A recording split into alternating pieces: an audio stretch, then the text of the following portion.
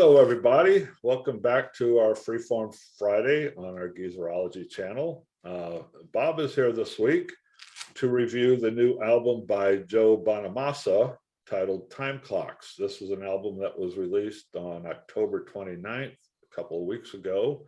It clocks in at 56 minutes and 46 seconds, and the producer is Kevin Shirley. So Bob, what do you think about this album? Okay, Scotty, thank you. So before I get into this album specifically, I want to just real quickly profile Joe Bonamassa in case there may be some people out there who aren't familiar with this gentleman and his body of work. Bonamassa is only in his mid-40s, but in that brief time span, he's released 15 studio albums. He's released 16 solo live albums. He's done 5 albums with the supergroup Black Country Communion. That's a hard rock band that also includes Glenn Hughes and Jason Bonham. He's done 4 albums with blues singer Beth Hart. He's done 4 albums with a jazz funk band called the Rock Candy Funk Party. And he's a guitar virtuoso, a guitar prodigy. He opened for B.B. King at age 12. So the man's been has done a lot in that short amount of time. So he is in the blues and blues rock genre. Like I say, he does some hard rock stuff with Black Country Communion.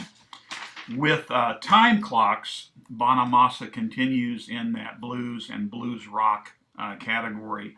And if you are a fan of Joe Bonamassa, you're going to like this album. He's not necessarily mining any real new territory here, but he's continuing with what he does and what he does so well. If you are not familiar with Joe Bonamassa, and I'm not certain how anyone who likes blues and blues rock couldn't be, but just in case you aren't, he is definitely an artist worth checking out. Good vocalist, great guitar player, good songwriter, all around very talented individual. Time Clocks was recorded, during our pandemic lockdown. He recorded it in New York City, but I sensed a theme of time going through this album. I mean, it's called Time Clocks, so that's kind of an obvious thing. But you'll find time referenced in most of the songs in this album.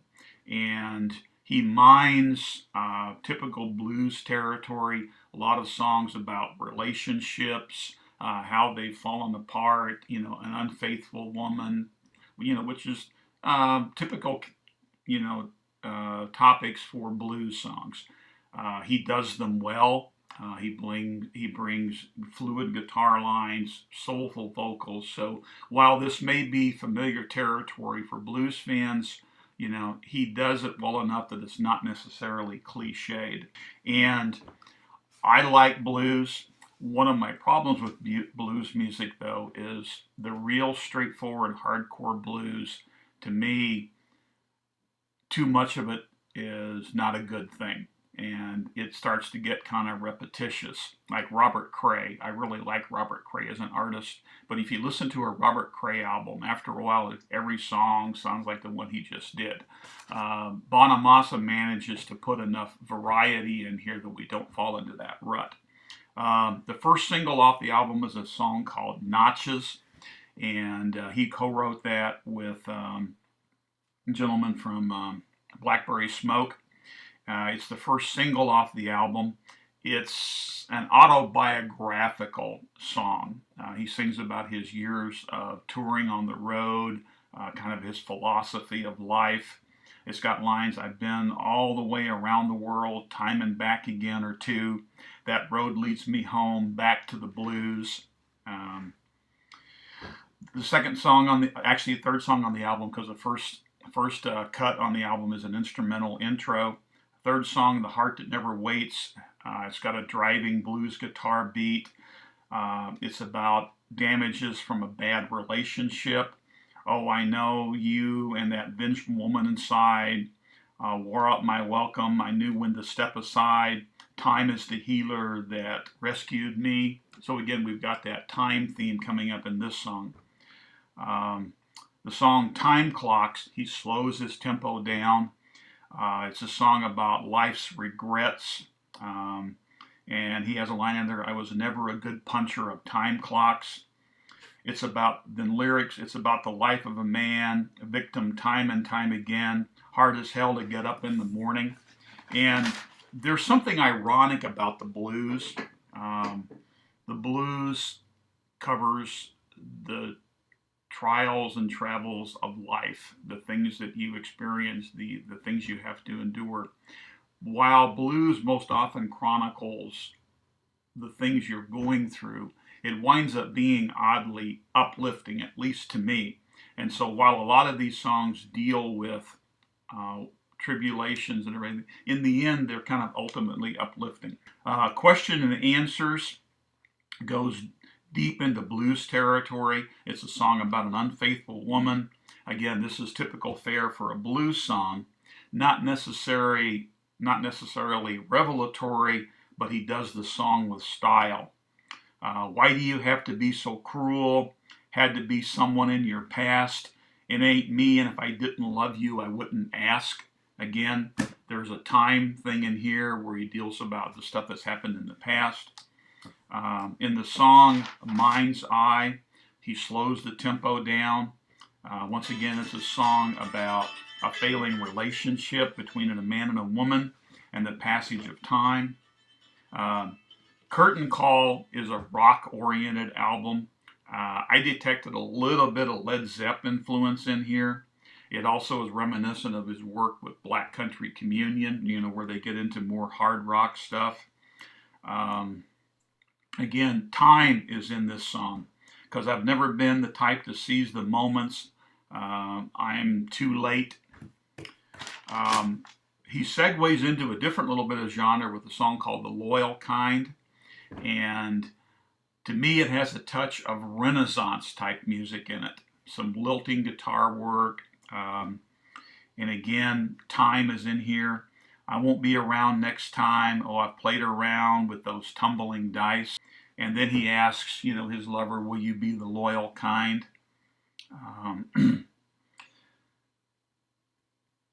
And then he goes to an up-tempo tune with piano called Hanging on a Loser. And he sings in here, because I'm so tired of hearing about it, how we're never meant to be. But if everything is so bad, why are you hanging on a loser like me? Next song, Known Unknown. It's a medium tempo cut. And then he closes the album with a blues rock number. Baby, we said goodbye today. We've tried our best, but it was a little too late. Again, we've got time thrown in here. So kind of wrapping it up real quickly. If you like the blues rock genre, you're going to like Joe Bonamassa.